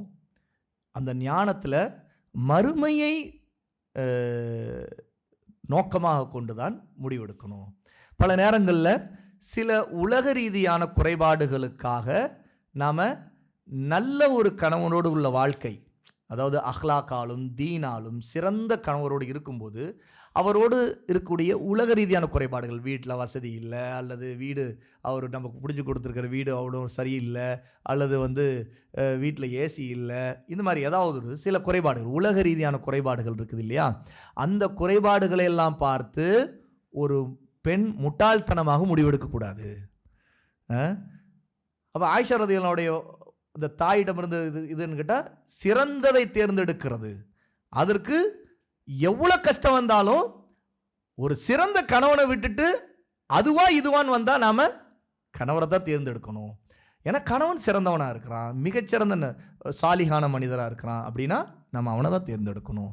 அது ஒரு நல்ல புத்திசாலியான மனைவி தன் கணவருக்கும் தனக்கும் உள்ள உறவில் தன் கணவருடைய நேசத்தையும் தான் கணவரை நேசிப்பதையும் அது மிக முக்கியமாக கருதுறதோடு சாலிகான ஒரு கணவரோடு தான் வாழ்கிறோம்னா அந்த கணவரை நம்ம இந்த உலகத்தில் இருக்கக்கூடிய குறைபாடுகள் பிரச்சனைகளை எல்லாம் பார்த்து நம்ம விட்டுட்டு போயிடக்கூடாது. சரியா? அவர்கிட்ட தலா கேட்கக்கூடாது. அது ஒரு புத்திசாலித்தனம் இல்லை அப்படிங்கிறது முதல்ல. ரெண்டாவது விஷயம், ஆயிஷாவிடமிருந்து ஒன்றை நம்ம இங்கே தெரிஞ்சுக்கலாம். இது ரொம்ப முக்கியமானது. கணவர் ஒன்றுக்கு மேற்பட்ட திருமணம் செய்தவராக இருந்தால் கூட அவருடைய உள்ளத்தை கொள்ளை கொள்வதற்கான நல்ல பண்புகளை வளர்த்துக்கணும். ஒரு கணவருக்கு ஒன்றுக்கு மேற்பட்ட மனைவிகள் இருக்கிறது பிரச்சனை இல்லை. ஆனால் இருக்கிற மனைவிகளில் அந்த கணவருடைய உள்ளத்தை கொள்ளை கொள்கிற அளவுக்கு நல்ல பெண்மணியாக அவள் இல்லைன்னா அதுதான் உண்மையிலே பிரச்சனை. ஏன்னா அது ஆகிரத்தில் அவளுக்கு பிரச்சனை. கணவருடைய வாழ்க்கைங்கிறது உலக வாழ்க்கை தானே, சரியா? ஆனால் அந்த உலக வாழ்க்கையில் ஒரு கணவன் மனைவி உறவு, சந்தோஷம், இது எல்லாமே உலகம் சம்பந்தப்பட்டது தான், சரியா? அப்போது ஒரு கணவன் தனக்கு ஒன்றுக்கு மேற்பட்ட பெண்ணுடைய வாழ்க்கை வேணும் அப்படின்னு சொல்லிட்டு அவன் திருமணம் செய்திருந்து அவன் எதற்காக செய்திருப்பான்? அவனுக்கு பெண்ணாசையினால் சேர்ந்துருவான். இது யதார்த்தம், ஒரு ஆணுக்கு இருக்கிற இயல்பான ஒன்று. ஆகவே தான் அல்லாஹ்வுடைய தீன் இந்த ஹெக்மத் இருக்கனால தான் அனுமதிச்சிருக்குது பலதாரமானத்தை. அப்போது ஒரு இயல்பாக ஒருவனுக்கு சக்தி இருந்து தான் நீதியாகவும் நடக்க முடியும் என்று இருந்து அவன் திருமணம் செய்துட்டான்னு வைங்களேன். அப்போ அந்த திருமணத்தை வந்து ஷரியத் எந்த குறையும் சொல்லலை. இன்னும் சொல்லப்போனால் அதை அங்கீகரிப்பதோடு அதில் இருக்கிற நன்மைகளையும் ஷரியத் பாராட்டுது. அதிகமான குழந்தைகளை பெற்றுக்கொள்வது, இன்னும் ஒருவருடைய கற்பை பேணிக்கொள்வது, இன்னொன்று ஒரு பக்கம் ஒரு மனிதனுக்கு இருக்கக்கூடிய நப்ஸில் வரக்கூடிய பிரச்சனையை அவன் அமைதிப்படுத்துவது, நப்ஸை அமைதிப்படுத்துவது. அப்போ அந்த மாதிரி ஒரு தேவைக்கு ஒரு கட்டத்தில் அவன் அந்த கார்னருக்கு அவன் வரும்போது அவன் பண்ணிடுறான். சரி, பண்ணிட்டான். இப்போ ஒரு புத்திசாலியான மனைவி எப்படி இருக்கணுங்கிறத இங்கே விஷயம். அதான் ஆயிஷாட்ட தெரிஞ்சுக்கணும். புத்திசாலியான மனைவி எப்படின்னா, அந்த கணவரை நீ என்னை விட்டு பிரிஞ்சு போயிடாத அப்படின்னு சொல்ற இடத்துல அவ இருக்கணும். சுப்ஹானல்லாஹ். இப்போ ரசூல் ஸல்லல்லாஹு அலைஹி வஸல்லம் தன்னுடைய அத்தனை மனைவிகள் இருக்கும்போது முதல்ல ஏன் ஆயிஷாட்ட போய் சொல்றாங்க? அப்போ ஆயிஷாட்ட சொல்லிட்டு சூசமா உணர்த்துறாங்க. ரசூலுல்லாஹ்வுடைய விருப்பம் என்னங்கிறத ஆயிஷா புரிஞ்சுக்கிட்டாங்க. அங்க என்னன்னா, உங்க அம்மா அத்தாட்ட கேட்காம நீ எந்த அவசரமா முடிவெடுத்துறாது. அப்போ ஒரு கணவன் இப்படிப்பட்ட வார்த்தையை சொல்றான்னா அவன் தன்னோடு அவ இருக்கணும் விரும்புறான்னு அர்த்தம். அப்படிப்பட்ட தகுதியை முதல்ல அந்த பெண் வளர்த்துக்கணும், இப்படி விரும்பி வர்ற அளவுக்கு. இல்லைனா இப்போ அந்த மாதிரி தகுதி ஒரு பெண் வளர்த்துக்கலைன்னா என்ன செய்வான் அந்த கணவன்? போறவ போகட்டும், ரொம்ப நல்லது அப்படின்னு உட்கார்ந்துருப்பான்.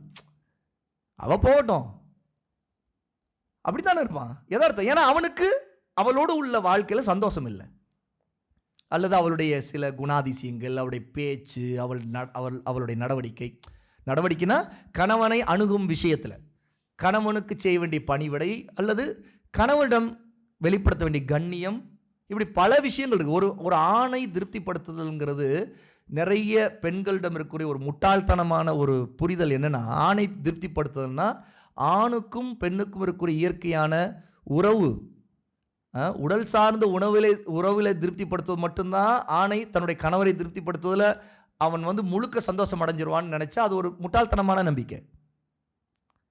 அது அது அது ஒரு பகுதி. அதை தாண்டி ஒரு மனைவி தன் கணவனிடம் வெளிப்படுத்தக்கூடிய கண்ணியம்ங்கிறது ஒரு மிகப்பெரிய விஷயம். பல நேரத்தில் எந்த ஆணும் தன்னிடம் தன் மனைவி வாக்குவாதம் செய்வதை விரும்பவே மாட்டான். எதிர்த்து பேசுதல், வாக்குவாதம் செய்தல், அல்லது தான் புத்திசாலித்தனமாக கணவரை கார்னர் பண்ணுற மாதிரி பேசுதல், அல்லது சிலர் பெருமையாக சில பெண்கள் பேசுகிறாங்க இல்லையா, அந்த பஞ்சாயத்தில் நிறைய சைலண்ட் கில்லர், அல்லது பெரிய புத்திசாலிகள் மொபைலை ஸ்பை பண்ணுறது, இப்படி எத்தனையோ விஷயங்கள். இது எல்லாமே அஹ்லாக்குக்கும் ஆதாபுக்கும், நல்ல குணங்களுக்கும் ஒழுக்கங்களுக்கும் முழுக்க முரணானது. அப்போ என்ன ஆகும், சில நேரத்தில் ஒரு பஞ்சாயத்து பெரிய பஞ்சாயத்தாக மாறி வந்திருக்கிற நேரத்தில் அந்த கணவன் அவருடைய உள்ளத்தை ஒரு பெண் கொள்ளையடிக்கலை. அதாவது அவருடைய அழகான குணங்கள், பண்புகள், அவரிடம் இருக்கக்கூடிய இல்மு, இபாதத்து, நல்ல அக்கீதா, குறைபாடுகள் இருக்கிறது. எல்லா பெண்ணுக்கும் குறைபாடு இருக்கும். ஆண்கள் பெண்கள் எல்லாருக்கும் குறைபாடு இருக்கும். கணவன்கிட்டையும் இருக்கும், மனைவிட்டையும் இருக்கும். ஆகவேதான் சில குறைகள் இருக்கிறத கொண்டு தன் மனைவியை ஒருவன் வெறுத்தரக்கூடாது. ரசூலுல்லாஹ் அதனால தான் சொன்னாங்க, உன்னுடைய மனைவியிடம் வெறுக்கக்கூடிய ஒன்றை பார்த்தால் நீ விரும்பக்கூடியதையும் பார் அப்படின்னு. அப்போ விரும்பக்கூடியதை பார், அதை கொண்டு நீ திருப்தி அடையலாம்.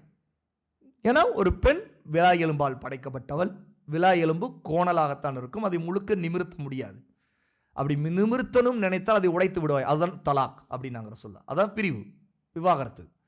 அப்போ முழுக்க சரி செய்ய முடியும். ஆனால் சில விஷயங்கள்ல அந்த குறைபாடோடையே தான் அந்த சந்தோஷத்தை கணவனும் மனைவியும் அடையணும். அப்படி அடையும் போது மனைவியாக இருக்கக்கூடிய பெண் தன்னுடைய அதபையும் அஹ்லாக்கையும் மேன்மைப்படுத்தி உச்சத்தில் வச்சுக்கிட்டே தான் தன் கணவனை அணுகணுமே தவிர, தன்னுடைய தேவைகளுக்காக கூட, அதாவது உலக ரீதியான பல விஷயங்களுக்காக கூட தன் கணவனுடைய உள்ளத்தை வெறுப்பில் கொண்டு போய் தள்ளுகிற இடத்துல அவன் நடந்துடக்கூடாது. இப்போ கூட இந்த ரசூலுல்லாஹ்வுடைய மனைவிமார்கள் அத்தனை பேரும் வாழ்க்கை செலவினங்களை கூட்டி கொடுக்கணும்னு கேட்டு நின்ற நேரத்தில் கூட ரசூலுல்லாஹ்வுடைய அந்த வெறுப்பை அவங்க சம்பாதிக்கலை. ரசூலுல்லாஹ் எல்லா மனைவிகளையும் விரும்புகிறாங்க, சரியா? அவங்கள விட்டு ஒரு மாதம் பிரிஞ்சு இருக்கிற முடிவு எடுத்து இருக்கிறாங்க.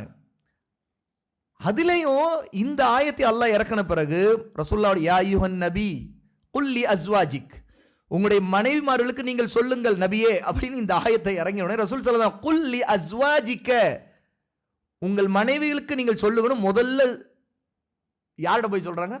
அஸ்வாஜின்னு சொல்லும்போது மனைவிகள் அல்ல பொதுவாக சொன்னார். ரசூல் ஸல்லல்லாஹு அலைஹி வஸல்லம் எல்லா மனைவிகளும் முன்னாடி பொதுவாக வச்சு அந்த ஆயத்தை ஓதலை. முதல்ல ஆயிஷாவிடம் போய் சொல்கிறாங்க, அல்லாஹ் இப்படி சொல்லியிருக்கிறான் அப்படின்னு சொல்லிட்டு அதுக்கு நோக்கத்தையும் சொல்லிடுறாங்க. ஆனால் நீ அவசரப்பட்டு முடிவு எடுத்துறாத அப்படின்னு. அப்போ இந்த உள்ளத்தை ஆயிஷா ரசூலுல்லாஹ்வுடைய உள்ளத்தை அப்படி பற்றி பிடிச்சிருக்கிறாங்கன்னு தெரியுது. ஆகவே தான் ஆயிஷா தன்னை விட்டு பிரிஞ்சு கூடாதுன்னு ரசூலுல்லாஹ் எதிர்பார்த்தாங்க. அப்போது ஒரு கணவர் கூடுதலாக திருமணம் செய்து பல மனைவிகளோடு இருக்கிறது பிரச்சனை இல்லை, சரியா? பிரச்சனை எதுன்னு கேட்டால், அந்த கணவருக்கு அந்த குறிப்பிட்ட ஒரு மனைவிக்கும் அல்ல எந்தெந்த மனைவி அந்த மனைவிக்கு இருக்கிற உறவு எப்படி இருக்குது, அதான் விஷயம். அந்த உறவு ரொம்ப சீராகவும் ரொம்ப சிறப்பாகவும் இருந்துச்சுன்னா அவருடைய மற்ற திருமணங்கள் அவங்களுடைய வாழ்க்கையில் எந்த பாதிப்பும் ஏற்படுத்தாது. அவங்களோட வாழ்க்கையில் சோகத்தையும் சண்டையையோ ஏற்படுத்துமா? கசப்பை ஏற்படுத்துமா? வெறுப்பை ஏற்படுத்துமா? வாக்குவாதத்தை ஏற்படுத்துமா? ஏன்னா ஒருத்தருக்கு ஒருத்தர் புரிந்து உணர்வோடு இருப்பாங்க. ஒருத்தர் இன்னொருத்தருடைய சூழலை புரிஞ்சுக்குவாங்க, இயல்புகளை புரிஞ்சுக்குவாங்க, குணாதிசயங்களை புரிஞ்சுக்குவாங்க, அவங்களுக்கு இடையே அட்ஜஸ்ட் பண்ணிக்குவாங்க. ஒருத்தருக்கு ஒருத்தர் சந்தோஷமாக வாழ்றதுக்கு நாம இருக்கிற நேரத்தை சந்தோஷமாக வாழ்றதுக்கு எப்படி சந்தோஷம், அதுக்கான வழியை தேடிக்குவாங்க. அவங்க தான் புத்திசாலியான கணவன் மனைவி. அதே தான் கணவரும் நீதியாக நடக்கூடியவராக இருக்கும்போது அல்லாஹ் தஆலா அதை பிளஸ் பண்ணுவான். அது அல்லாஹ் தஆலா தன்னுடைய கருணையால் சிறப்பாக்கி வைப்பான். அவங்களுடைய வாழ்க்கையை சுபிட்சமாக பரக்கத்து நிறைந்ததாக அல்லாஹ்வுக்கு நெருங்குவதற்கான ஒரு காரணியாக அல்லாஹ் இதை ஆக்கிடுவான் அவங்களுக்கு. அப்படித்தான் ரசூலுல்லாஹ்வுடைய வாழ்க்கையில் ஆயிஷா ரலியல்லாஹு அன்ஹா வாழ்க்கை அப்படி இருந்திருக்குங்கிறதையும் இங்கே நம்ம பார்த்துக்கிறோம். மூணாவது முக்கியமான கடைசி விஷயம் இந்த சம்பவத்தில், ரசூல் ஸல்லல்லாஹு அலைஹி வஸல்லம் ஆயிஷாவிடம் உங்களுடைய தாய் தந்தையிடம் ஆலோசனை கேட்டுட்டு முடிவிட அவசரப்பட வேண்டாம் சொன்னதுலேருந்து ஒன்று தெரிய வருது. ஒரு பக்கம் ரசூலுல்லாஹ் விரும்புகிறாங்க தாய் தந்தையுடைய சப்போர்ட் தன்னுடைய மாமனார் மாமியாருடைய சப்போர்ட் மூலமாக தன் மனைவி தன்னோடு இருப்பாள் அப்படின்னு. இதன் மூலமாக ஒரு நல்ல புத்திசாலி கணவன் தன் மாமனார் மாமியாரோடு நல்ல நல்லிணக்கத்தை கடைபிடிக்கும். இப்போ ஒரு பிரச்சனையில் பல நேரங்களில் பஞ்சாயத்தில் என்ன நடந்துருது, மகளை நீ அவனோடு இருக்காத, நீ வந்துரு, அப்படிலாம் ஒன்றும் அவசியம் இல்லை, வீட்டுக்கு வா அப்படின்னு சொல்லிட்டு கூப்பிட்றாங்களா இல்லையா? இப்போ இந்த மாதிரி நேரத்தில் இப்படி கூப்பிட்றாங்கன்னா அதற்கு இன்னொரு காரணம் இருக்குது. ஏற்கனவே அந்த கணவருக்கும் அந்த மாமனார் மாமியாருக்குள்ள உறவு இருக்குல்ல, அது சரியில்லைன்னு அர்த்தம். அதில் ஒரு கரைச்சல் ஆல்ரெடி இருக்குது. ஆகவே இவருக்கு எதிராக அவங்க திரும்பியிருப்பாங்க. இவர்கிட்ட பிரச்சனை இருக்கலாம், ஆனால் அந்த பிரச்சனையில் ஒன்று மாமனார் மாமியார்ட்டையும் நல்ல உறவு இல்லை. அப்போ அவங்க ஒரு தாய் தந்தை போல இருக்கிறாங்கன்னா தன் மனைவிக்கு சில நேரத்தில் அறிவுரை சொல்கிற நேரத்தில் இப்படிப்பட்ட முறையில் தன் மாமனார் மாமியாருடைய தனக்கு ஆதரவாக இருக்கின்ற நல்ல நிலையை ஏற்படுத்தி கொள்ள வேண்டும்ங்கிறதையும் இந்த படிப்பினையிலிருந்து நம்ம தெரிஞ்சுக்கிறோம். ஆகவே ஆயிஷா ரலியல்லாஹு அன்ஹாவுடைய இந்த சம்பவத்திலேருந்து பல நன்மைகளை நாம் அறிகிறோம். இன்ஷா அல்லாஹ் நம்முடைய அடுத்த அமர்வில் நாம் இறுதி அமர்வில் கூடுதலாக பல விஷயங்களை நாம் படித்து கொள்ளலாம். அல்லாஹ் சுப்ஹானஹு வ தஆலா எதை நாம் அறிந்து கொண்டோமோ அதிலிருந்து பலன்களை அடையக்கூடிய மக்களில் நம்மை ஆக்குவானாக. வ ஆகிரு தஅவானா அல்ஹம்துலில்லாஹி ரப்பில் ஆலமீன்.